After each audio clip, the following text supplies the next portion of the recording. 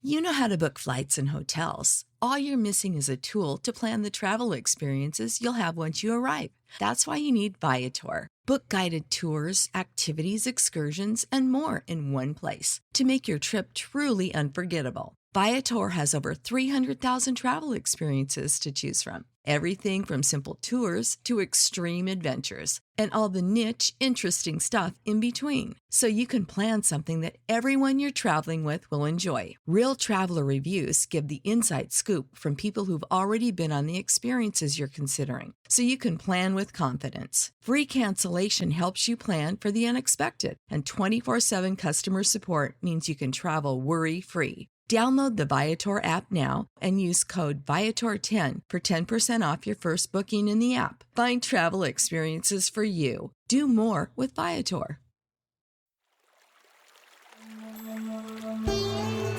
Hi everyone, I'm Deb Flashenberg. Welcome to Yoga, Birth, Babies, a podcast produced by Prenatal Yoga Center. We will be diving into everything prenatal yoga, birth, and baby related, hoping to inspire, educate, and empower you through your journey into motherhood. Thank you for listening. Hi, I'm Deb Flashenberg. I'm your host of Yoga Birth Babies. And today we're going to talk about the lack of access for pregnant people and those trying to conceive in the U.S. So to have this conversation, I have Nathalie Walton. She is the CEO and co-founder of Expectful, a holistic wellness app for hopeful, expecting, and new parents. And Nathalie is the mother of her 21-month-old son, Everett. It's a really wonderful conversation. Nathalie gives a lot of perspective about her thoughts on healthcare, how to support, how it does or doesn't support pregnant folks, some of the biggest obstacles that pregnant folks face, as well as those that are looking to conceive. So I hope you enjoy this conversation. Before we get to that, I am so excited to share some big news.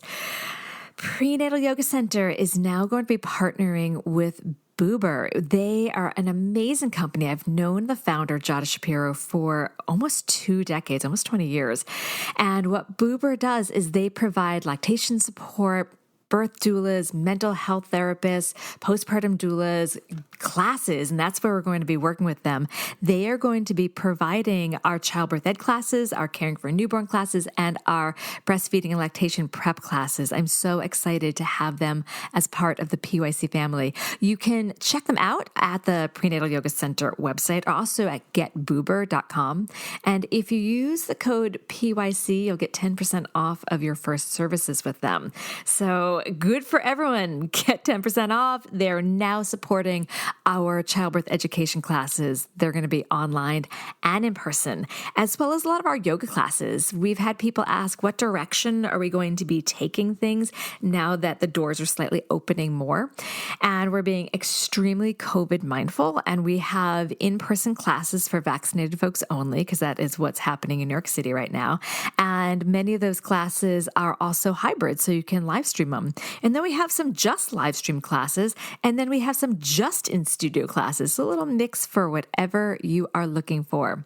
Also want to remind you that if you haven't yet headed over to our website, prenatalyogacenter.com, and taken advantage of our free, I call it our cheat sheet, 5 simple solutions to the most common pregnancy pains, grab that. So on the days that wake up and you're a little creaky and you can't make it to class, you can still take care of your mind and body.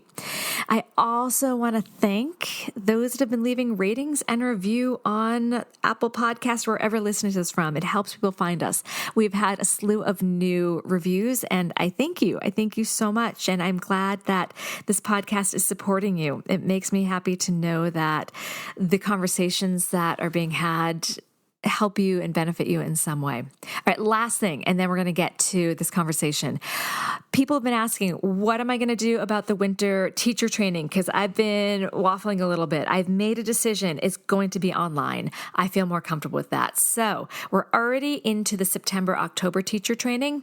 November, December online. January, February, I made that decision online, and then hopefully in person for March and April in New York City.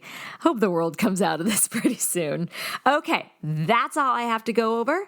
We're going to take a quick break. When we come back, please enjoy my conversation with Nathalie. Swimsuit? Check. Sunscreen? Check. Phone charger? Check. Don't forget to pack the 5-Hour Energy. It fits great in a pocket or carry-on, and the alert feeling will help you arrive ready for anything. Now get 20% off when you use code 5HETRAVEL at 5hourenergy.com. Expires April 30th. One-time use only. Not valid with other discounts. Remember, visit 5hourenergy.com and use code 5HETRAVEL to save 20%. Hey, Nathalie, how are you? Doing wonderful. Thank you so much for having me today. I'm really excited, and I'm glad that we have a chance to connect. And I love the topic that you want to talk about, the lack of access for pregnant people and those trying to conceive in the U.S. There's a lot there. So I'm really excited to dive in. But before we get into that, I'd love to learn a little bit about you and how did you get involved in Expectful? Yes. So my entryway to Expectful started in my own pregnancy in 2019. I am a Black woman, and I'm someone who has always had an interest in wellness, starting many, many years ago.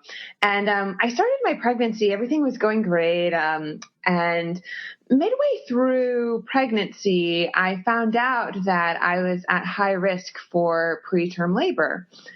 And this just became very stressful for me. I think it's being a high risk pregnancy is stressful for anyone, but it was particularly stressful because everything was going according to plan, and I felt like I had done everything that I could. Why is this happening to me? It got to a point where I was going to the doctor's office like 5 times a week. And the stress of having a high risk pregnancy was, quite frankly, it was a lot to deal with. And I was looking for alternative solutions to help me get through pregnancy. And one of the things that I came across was this app called Expectful. And at the time, Expectful was a meditation and sleep app. And I started doing the meditations, and I got really into hypnobirthing. And honestly, within about a week of cultivating this practice, I stabilized, which was so remarkable for me because like every week I had been getting worse and worse. I didn't know if I would make it to term, but really integrating this meditation practice and hypnobirthing practice into my pregnancy helped me get to term and really like flourish, quite frankly. And so that's how I became introduced to Expectful, was first as a user. And then during my pregnancy, when I was on maternity leave, I had this opportunity to advise Expectful. And then it later turned into a role where I became the CEO. And part of my vision and reason why I came to Expectful was to solve for a lot of the problems that I faced in terms of access to healthcare and wellness solutions during my own pregnancy. So you're definitely the person to talk to about this. So let's jump in and talk about health and pregnant folks. So can you talk a little bit about how you see the current healthcare system, especially as you got deeper into Expectful and you saw this lack of access, and how it supports, or I guess can say sometimes doesn't support pregnant folks? Yes. So, I mean, there's so many layers of this, of like access to healthcare. And I'll talk about like how I see this. I mean, first, if we look at the U.S., I was reading March of Dimes said that the U.S. is the worst place to be a pregnant person in the developed world in terms of mortality rates. And like, I think that's a really scary stat, considering all of the resources you would think that we would have in the U.S. But I mean, I think the reality is like there is a problem for just basic healthcare for a lot of people, and I think that's such a complicated thing. It's related to insurance and employer support. So that's like one problem, but there are other problems too. I think one of the problems that I see and that I'm trying to solve is just awareness around what solutions exist outside of your OB. Mm-hmm. I think that's a big problem. Like, I didn't realize how important acupuncture could be to pregnancy, and simple things like massage and the right nutrition. Like, these are things that just aren't talked about in your 15-minute appointment in the OB. And then the third thing I would say, and this is a more troubling thing, and I don't think people talk about this enough, and that's the fact that even people that do have access to tools like lactation consultants and pelvic floor therapists, I think that there is a cultural stigma around utilizing these services to get relief in pregnancy and new motherhood. There's kind of, I think, a stigma where women feel like they just, they need to suffer, or like people don't talk about what's going on, and like that there actually are tools to alleviate these problems. And so when I view access to healthcare, I think that there are three like different problems that's facing the system. And I mean, they're very different problems and different solutions, but all around it's kind of a dire situation. Yeah, I would love to talk more about the stigma, because my lens is a little different because I'm very much in the perinatal world, and we talk about constantly pelvic floor PTs. And I love that my students are like, I saw pelvic floor PT, and I'm like celebrating that. So I don't see that stigma. I'm not saying it's not there, but it's interesting that you brought it up, because I'm so enmeshed in the perinatal world that honestly I hadn't realized there was a stigma. I thought it was more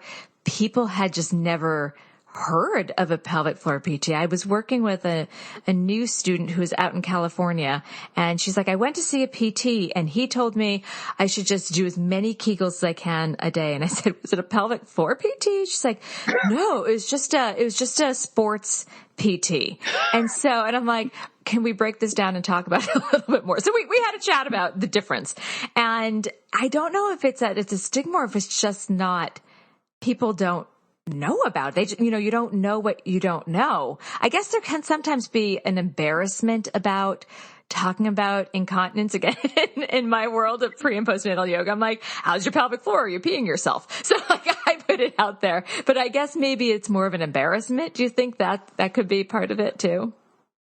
No, I love what you're saying, because it's interesting. Like I talk to a lot of our experts and people that are in the space. Like it's hard to kind of like distill what is the problem going on. I think that you're right. Like education is that's probably the biggest problem, but perhaps a stigma is not the right word. I think that when you let's look at the pregnancy journey. So much of the pregnancy journey and new mom journey is centered around the baby and not the mom. Yeah. And I think that there is a stigma around, what you need for yourself. Like let's look at the registry process. Everything in your registry is like centered around your baby. It's like, how many swaddles do you need? How many onesies do you need? But no one really thinks about like, you're going to need PT, you're going to need like pelvic floor therapy. Like you're probably going to need a lactation consultant if you want to breastfeed. Right. And it's not necessarily like a stigma that I don't want to use this, but it's more that view.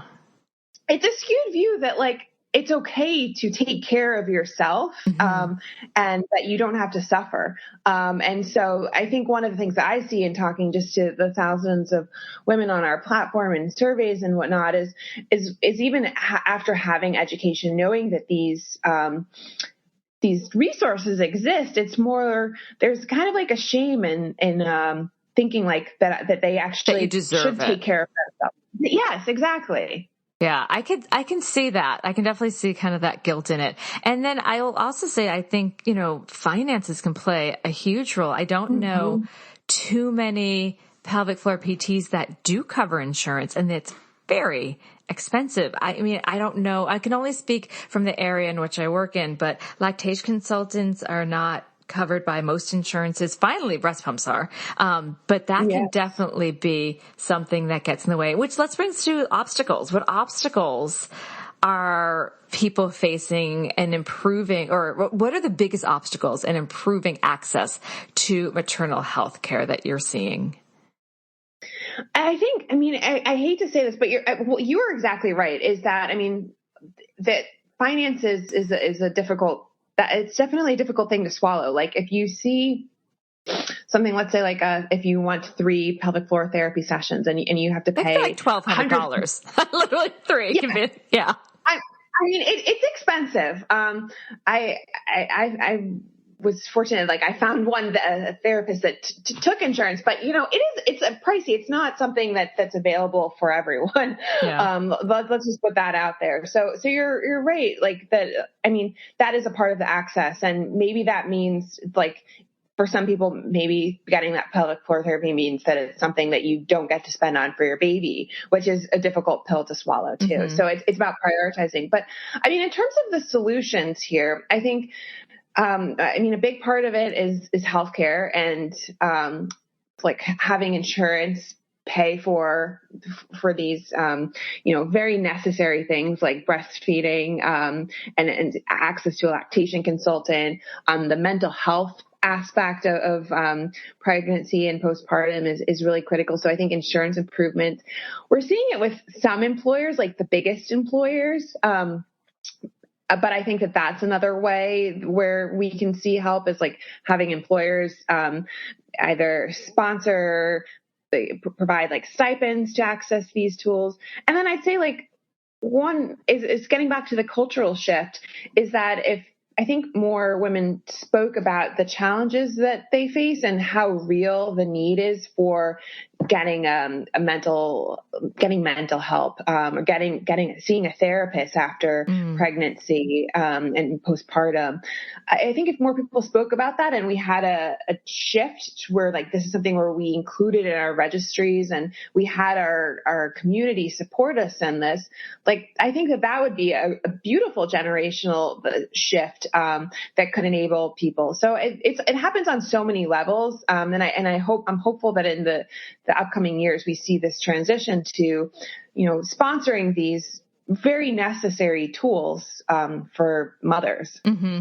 Do you feel like some of the obstacles, and I was kind of thinking back to my conversation with my own mother as I started being a parent, some of the obstacles can be different generation, different views on this kind of help. Like I remember telling my mom that I was getting an IBCLC to help me. She's like, well, we did go to La Leche League, but what's an IBCLC? Like the baby should just go to the breast. So there's like a misunderstanding. I also think, it was many years between when she breastfed me and when I had my own child. So I think there could be a little mind gap. But do you think part of it could be generational and certain communities support different aspects of maternal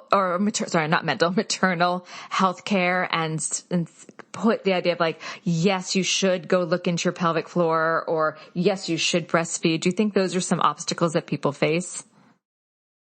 I do think that is definitely for sure. I mean, I think anyone that was like, born, I think looking at our parents' generation compared to ours, there are definite generational differences. I think that is absolutely correct. I think that depending on where you live, like that is, I live in San Francisco, where people are very much into wellness and people are talking about this in mom groups, access to mental health and access to pelvic floor therapy. Whereas I know that a lot of our users who live in other places don't have those conversations. So I think that it is dependent on where you are. I think that, it also is just like a bigger thing where so much of being a new mom, you don't really know about it, like how challenging it can be until you get there. Mm-hmm. And so that's kind of like the biggest feedback that I get is there's a lot of people who are like, why didn't anybody tell me this? Mm-hmm. There is that generational part, but there is this thing where it's like your peers aren't really talking about it.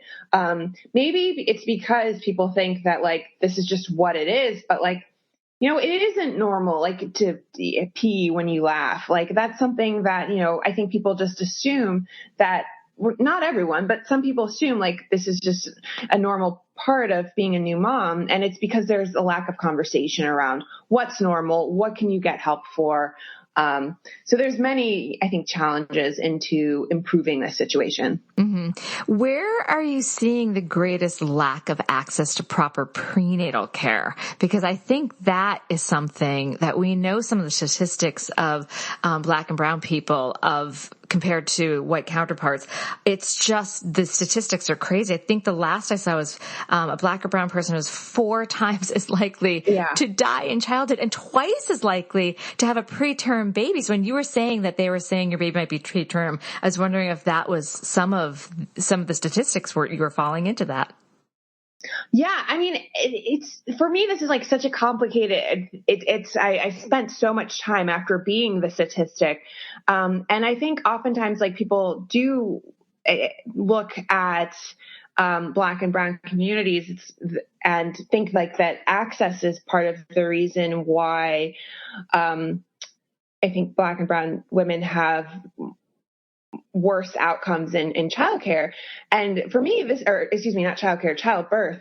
And that was something like when I look at myself and I look at people like Alice and Felix, and I look at Beyonce and Serena Williams, like these women have access to anything that they could possibly need, yet they also almost died in childbirth or had really terrible outcomes. And similarly, like I had access, I was on like the best insurance that you could have. I had multiple doctors in San Francisco. I was at a level 4 NICU and like had a doula, had everything that I could want. And yet I still faced this outcome. And so I started looking into this to understand like, why is this happening to highly educated, like financially like stable Black women? And I mean, it's really, I think that racial inequities in childbirth are so complex, but a lot of it does come down to systemic racism and not actually access, which I think a lot of people do think that it's access, but there are quite a few studies that it is more that, I mean, a big contributing factor is that around racism, which is such like a hard thing to dissect. And I think where it really boils down to is not really being listened to by doctors and not being taken as seriously. And I'd say like, as just a sample size of one, that was something that I faced, on my entire pregnancy. But there is, I think a lot of, people do feel that it's access, it's income, it's education, that is what's hurting the outcomes in Black and brown communities. But it's much more complex than that, and it's a systemic racism that's going to take a long time to fix. I completely agree with everything you just said. And thank you for saying it so understandably. Like I really followed that. Thank you. Okay. I have more questions because you know me, I'm one that likes to prep. So if someone feels they don't have proper prenatal access, what steps and suggestions do you have for them to try to obtain it? Yeah. I mean, I think this is a great question. And, it's a difficult question because I think part of what we discussed is that I think one of the limiting features is like around income and access through access to healthcare. And so, but that being said, I do believe that like on a local level, there are, I mean, I know where I live, there are programs that do offer pretty amazing prenatal access to people that can't afford it. And so I'd say, I mean, I don't want to recommend the Google rabbit hole. There are some really great tools out there, particularly like I can speak to those for women of color. There's like a great New York Times article that was published, I believe last year, for Black women that are birthing with resources. There is a company called Earth. Yes. That is from Kimberly Seals Allers, and that's a company that I love because it's birthing without bias, and it shares information about doctors and people in the medical community that have had that are more favorable for women of color. And I think that's like part of the problem there is that if you feel like you don't have the right access, it might be that you're not taken seriously. And so maybe then it's time to look at a different doctor. And so I'd say like that New York Times article is an excellent article. Earth is an excellent article, is an excellent resource. And then I think from there, it's just talking to people in your community that are like you, that can help you recommend resources, because they do exist. It's just sometimes it's difficult to find. And I actually have a pretty good list that I will make sure of resources that I think that can help brown and black communities. I'll make sure that's in the show notes. So thank you for bringing up Earth. I had Kimberly on the podcast when she was talking about her book, I think it's called The Great Letdown. She is fantastic. She is sharp. She is fierce. She is knowledgeable. I adore her. So I'll make sure Earth is also. Oh, and if anyone's listening, they haven't heard it. It's IRTH. Yes, like birth, but with the, I'm like, I had to like see it in my mind and then spell it out. All right, we're going to take a she's a fantastic human. So I think that's great. Yes. Earth. It's, I think, birth.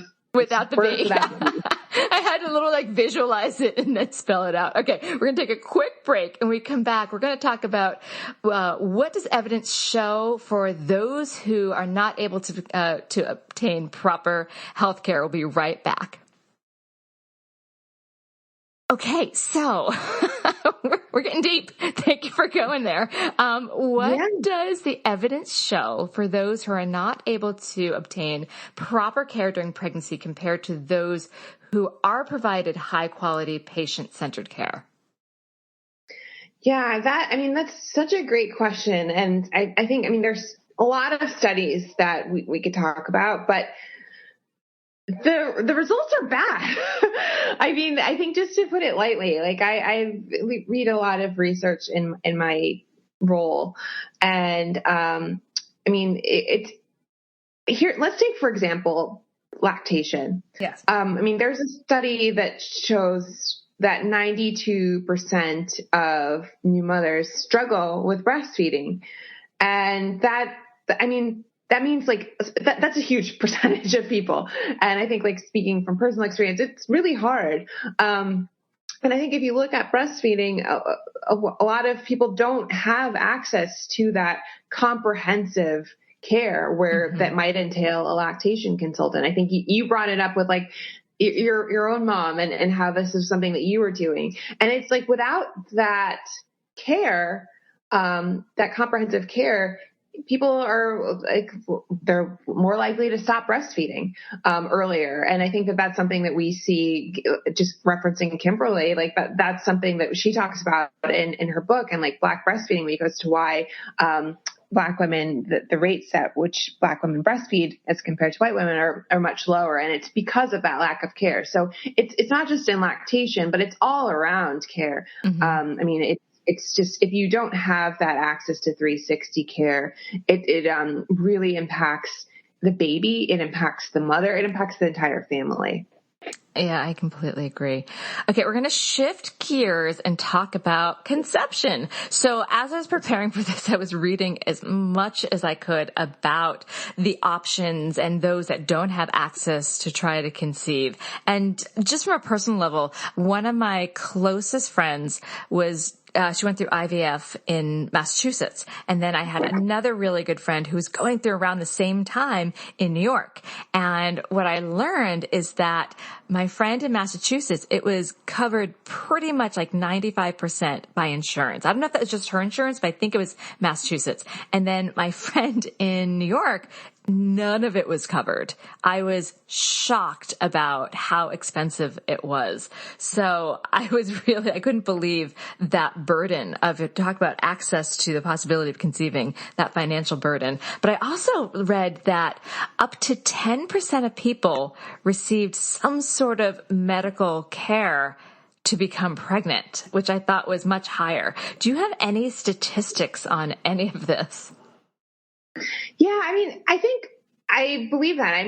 The statistic that comes to mind is like 1 in 6 couples struggle to conceive. And like that, 1 in 6 is quite a lot. Yeah. I know that, so conceiving is it's difficult. And, for us on our app, like a lot of our users skew on, not even older, like I would be calling myself old, but like, and it should just say like not the youngest phase of life where, that becomes where conceiving becomes a little bit more challenging and you might need a little bit of help. And so I mean, in terms, I don't have the exact number. I haven't come across the number exactly of how many people do receive assistance, but I do know with miscarriage rates as high as they are. I mean, I've seen different rates. I don't know what rates you've seen, but anywhere from like 1 in 5 pregnancies can end in a miscarriage, and you see 1 in 6 couples struggling to conceive.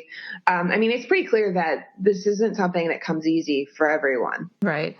Yes. I think I saw, it might have been 1 in 4 pregnancy. Maybe it was 1 in 5, but you're right. It absolutely is not, which is funny because, kind of taking a side note, I remember before wanting to have kids, always being afraid of getting pregnant and always being convinced I was pregnant. And then when going for it, it was definitely, much more complicated, not as easy as I thought it would be.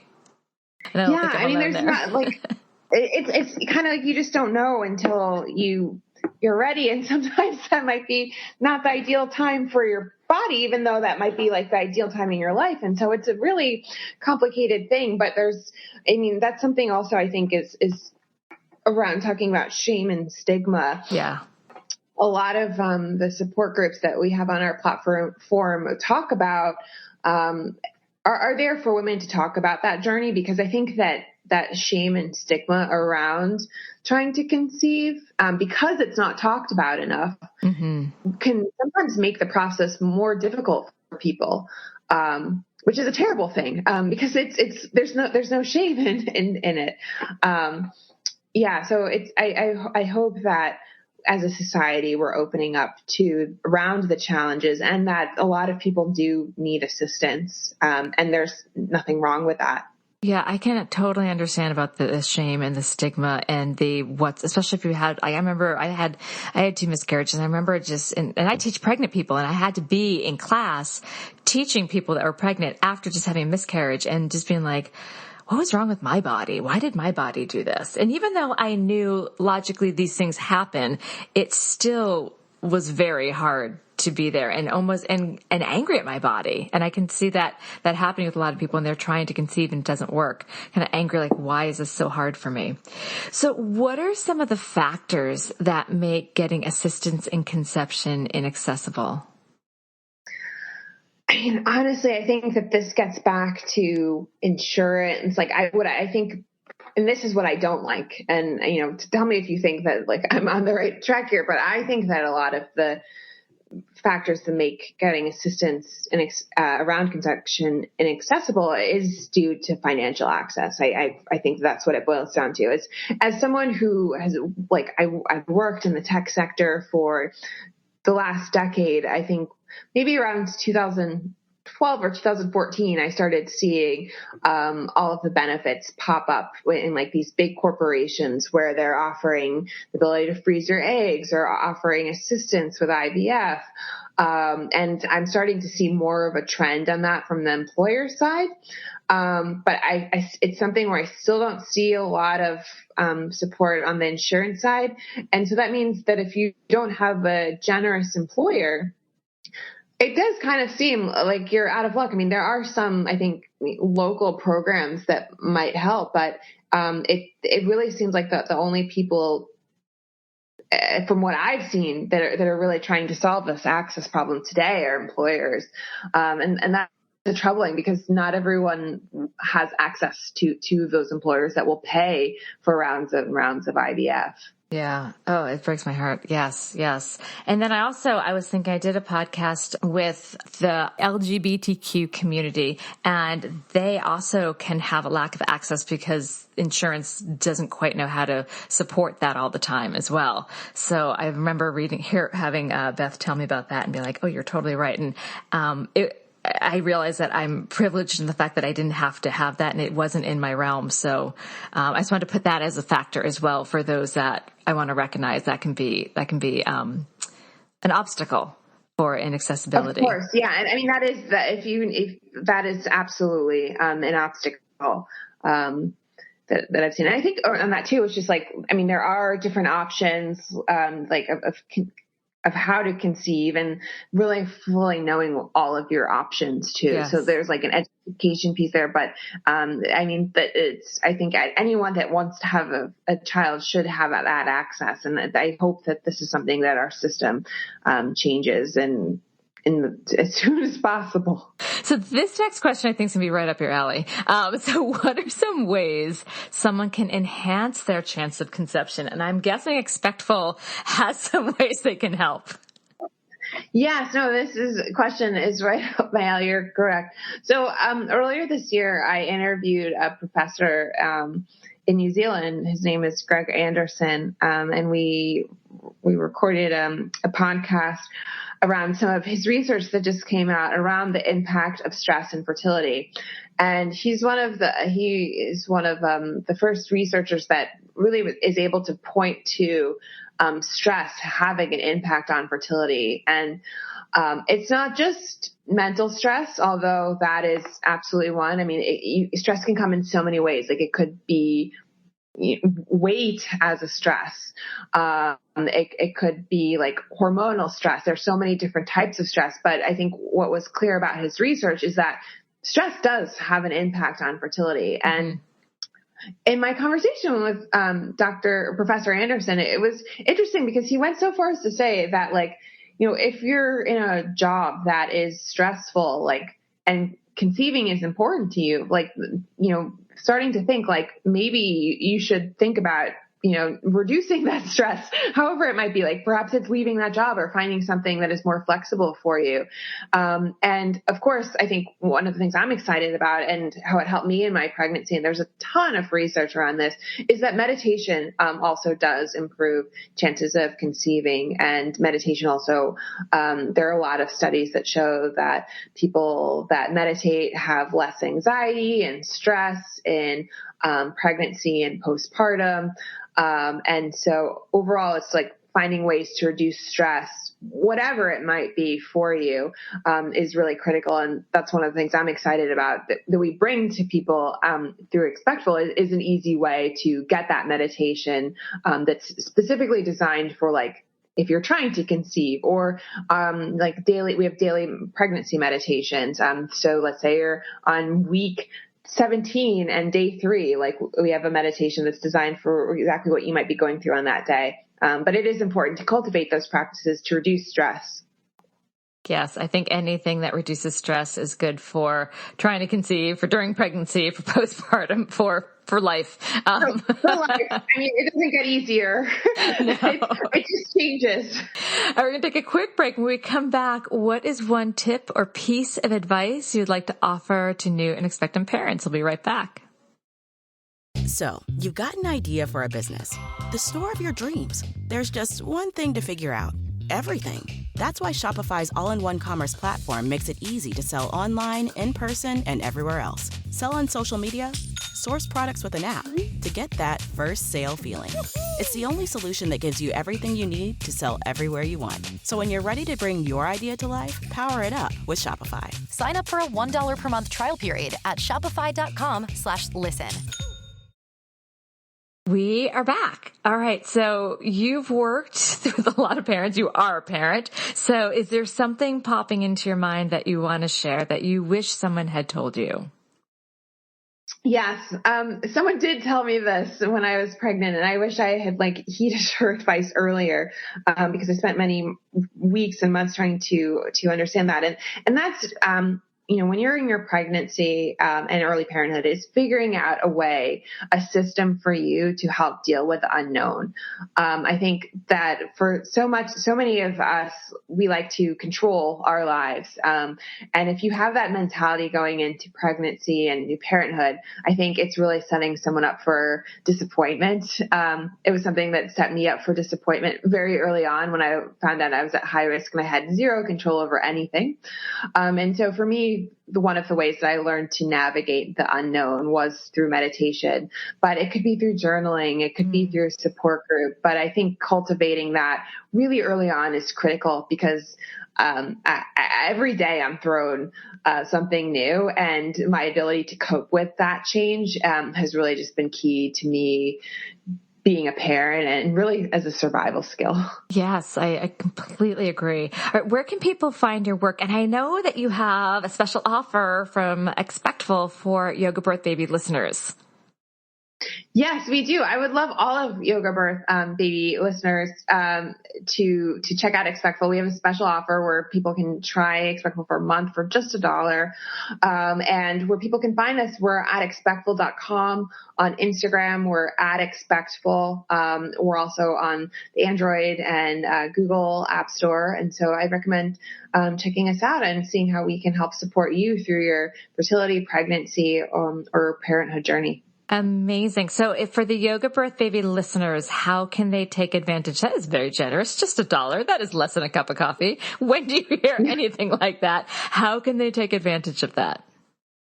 Yes. So I will send a link in the show notes. We have a special page, a Yoga Birth Babies page. And so I will make sure that we get that to you and that it's linked in the show notes for people to check out. Okay. Oh, this is wonderful. Thank you so much for being so generous with your conversation and your knowledge on this topic. It's a deep topic, and I know we just kind of scratched the surface, but you gave a lot to chew on and think of, and I really enjoyed this. So thank you for your time. Thank you so much. I really enjoyed our conversation. This has been an episode of Yoga Birth Babies, produced by Prenatal Yoga Center. You can catch us on Facebook, Twitter, Instagram, and Periscope. I'm Deb Flaschenberg. Thanks for listening.